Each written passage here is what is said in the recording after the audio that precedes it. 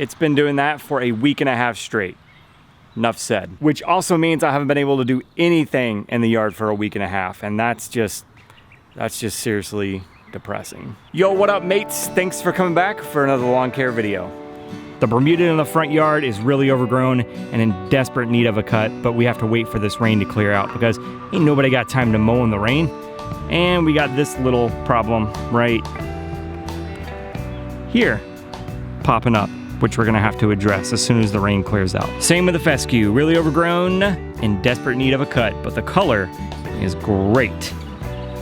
And the poana is almost all gone. It's somewhat tapered off right now, but it's supposed to just do this on and off all day today and throughout the rest of this week. So I figured I would take this opportunity while the weather's crappy and can't really do anything outside and circle back to episode 4 and discuss some of the things we talked about in that video. That one's being really funky for some reason. I don't really know what's going on with that. Some people are saying they can't watch it on certain browsers or mobile devices. I don't know what's going on with that one. So again, we'll highlight what we talked about in that video for this video, as well as cover what today's topic is about, the cost of doing your own lawn care. And I'm mainly gonna focus on the pre and post-emergent side of things because those are the two basic chemicals that you need to put down in the yard. You've got fertilizers and grass seeds and all that kind of stuff. Those are additional costs, but I just wanna focus in on those chemicals because that's one of the major costs in doing lawn care. But before getting into that conversation, let me circle back to what we discussed in episode 4.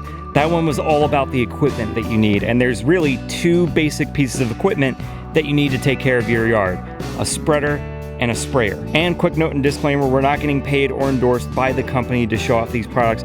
These are the ones that I just happen to purchase and use in my own yard. So when it comes to spreaders, obviously get the one that's gonna fit your need and the size yard that you're tackling. I personally like this one for a few reasons. One, it has the edge guard control on here so I can make trim passes in the yard and I'm not throwing product onto the sidewalk and wasting it. It's also got the nice large rubber tires with good tread on it so I can get a good grip in the yard and I'm not slipping and sliding all over the place like some of the other cheaper ones that just have plastic wheels. It's also got a nice big hopper so you can put a lot of product in there. This one can hold up to 80 pounds. So I can, like I said, put a lot in there and get everything down in one fell swoop if I needed to. It's got a shut-off lever so I can close the gate while I'm moving to different areas in my yard. And again, I'm not wasting product on the sidewalk or driveway. And it's also got a calibration dial right here so I can either make the gate or the whole opening either larger or bigger depending on the size granular or the size prill that I'm dealing with. Now, the other critical piece of equipment that I mentioned in episode 4 that you're going to need is a sprayer. Now, when I did that episode, I had a manual pump 4-gallon backpack sprayer. I've since ditched that and gone with a battery powered sprayer. And man, am I glad I did that. Not only because it just got exhausting, but what's awesome about the battery powered sprayers is you get a nice, constant, even spray out of the sprayer. With the other one, I had to manually pump it to try and keep the spray consistent, and it just wasn't. I was hovering anywhere between 15 and 20 PSI. This one gives me a continual spray pattern. It doesn't deviate from that unless I shut off the pump. Again, just pick the sprayer that's gonna fit your needs. Because I have roughly 6,500 square feet that I'm dealing with, I didn't wanna have to stop and fill up mixtures a whole lot. So that's why I went with a 4-gallon. I only have to fill this up like 2.5 times to treat my whole yard. And the battery on this, it lasts for a good while. I think I've done 4 applications so far. Yeah, 4, I think. And the battery is still going strong. So pretty happy with the battery powered sprayer. Lighting in here is really bad, so sorry if it seems grainy or whatever. So this is where I store all of my pest control products. And down here is where I store all of my lawn and garden products or chemicals that I use. So I keep the lids tightly closed, keep them in this cabinet so that it's not in direct sunlight, and the temperatures don't fluctuate a whole lot out here in the garage. So this is a good storage solution for me.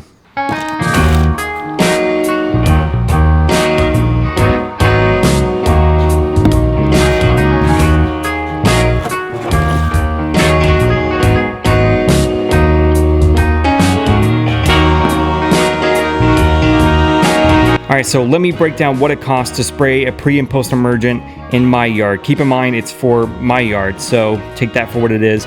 But these are, again, the two basic chemicals you need to get your yard looking good. So let's start off with our pre-emergent here. So our pre-emergent is 64 ounces and it costs $152, and I apply it at 0.3 ounces per 1,000 square feet. So if I take the 64 ounces and divide by 0.3, I'm roughly gonna get about 213 applications out of each bottle. So one bottle should cover about 213,000 square feet.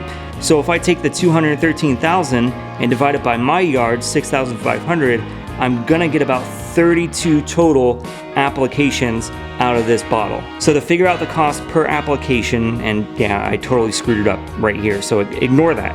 So $152 divided by 213 gives me roughly 71 cents for one application for 1,000 square feet. So I'm gonna take that 71 cents, I'm gonna multiply it by 6.5 because I'm gonna have to do it 6.5 times for my 6,500 square foot yard, and it's roughly gonna cost me $4.62 per application for the pre-emergent. So on to my post-emergent. That is 128 ounces, and I apply it at 1 ounce per 1,000 square feet, and it costs $88.51. So the 128 ounces should cover 128,000 square feet. Divide that by my yard, 6,500, and I should be able to get 19 applications out of the one bottle. So again, to figure out the cost, if I take the $88.51 and divide it by the 128 applications that I should get, it's gonna cost about 70 cents for one application per 1,000 square feet.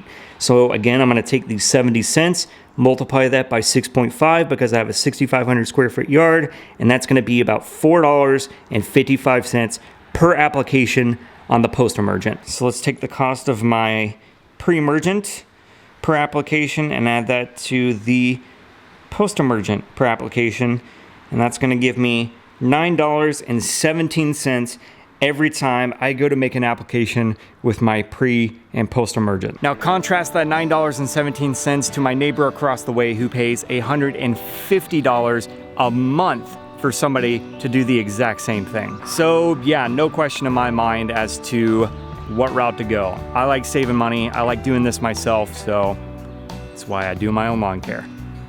And yeah, I know I didn't factor in the cost of the spreader or the sprayer, but that's a one and done type thing. You buy it, you're done, you don't have to buy it again so long as you maintain it, keep it clean, and just treat it nicely. And because the cost is so low to buy these concentrates, mix them up, and spray them myself, I can't afford to do the fungicide applications, get the seed to overseed in the backyard, I can get the fertilizers that I want, I just have more money to play with to get my yard looking this good. So there you go. I hope that wasn't too confusing and you followed along with that. I hope I didn't lose you in all the math and the numbers. I just wanted to do that so that you could see how much money you actually save by doing this stuff yourself. Hopefully this rain will clear out. Looks like it kind of is, but they said it was supposed to be thunderstorms for the rest of the day. So